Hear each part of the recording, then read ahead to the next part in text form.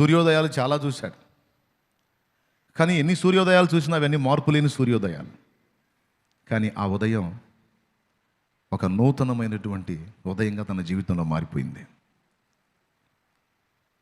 ఒకరోజు పొద్దు పొడిచింది అంటే దేవుడు ఒక నిరీక్షణను గురించి మనతో మాట్లాడుతున్నాడు.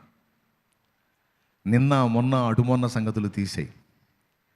ఈరోజు ఒక నూతన శుభోదయం నీకు నేను చూపించినట్లే నీ ఎడల ఒక నూతన కార్యమును, నూతన క్రియను నేను జరిగిస్తాను.